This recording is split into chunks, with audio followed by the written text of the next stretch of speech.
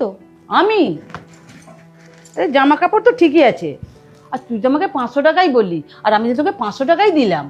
কাকিমা, তুমি ভালো করে মনে করে দেখো, তুমি আমাকে দুটো ব্যাগ দিয়েছিলে। না, আমার কিন্তু ভালোই মনে আছে, তোকে আমি একটাই ব্যাগ দিয়েছিলাম, আর তাতে এই জামা কাপড়গুলোই ছিল। না, তুমি আমাকে আরও একটা ব্যাগ দিয়েছিলে, যেটাতে জামা কাপড় ছিল না, যেটাতে এই টাকাগুলো ছিল।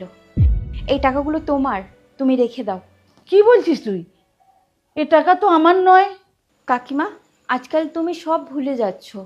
তুমি আগের দিন আমাকে পার্সেলের জন্য বেশি টাকা দিলে, আর তারপরের দিন গ্যাসের জন্য তুমি আমাকে বেশি টাকা দিলে, আর আজকে যে দুটো ব্যাগ দিলে আমাকে, তার মধ্যে এই টাকাগুলো ছিল।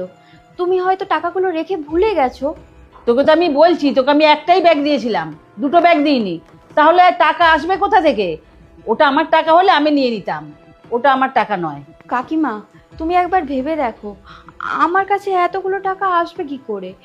আমি সামান্য 7,000 টাকার কাজ করি, আর তাছাড়া এতে দেখে তো মনে হচ্ছে 50,000 টাকারও বেশি আছে।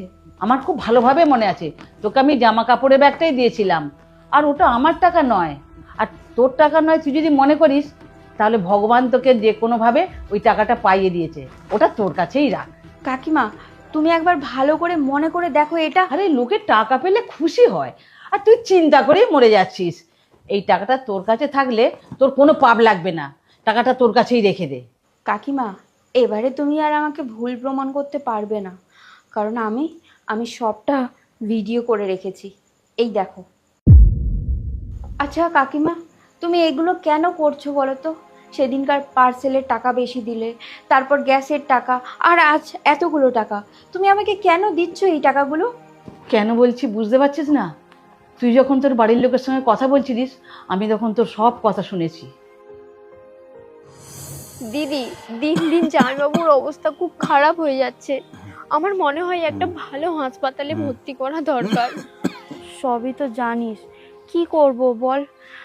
আমি যে লোকের বাড়িতে কাজ করি, কত টাকাই বা ইনকাম করি, আর তার মধ্যে ওষুধের খরচা, তোর পড়াশোনার খরচ, সবই তো বুঝতে পারছিস। হ্যাঁ, আমি সবটাই জানি, তাই ভাবছি আমি পড়াশোনাটা ছেড়ে দেব, একটা কাজ জোগাড় করব।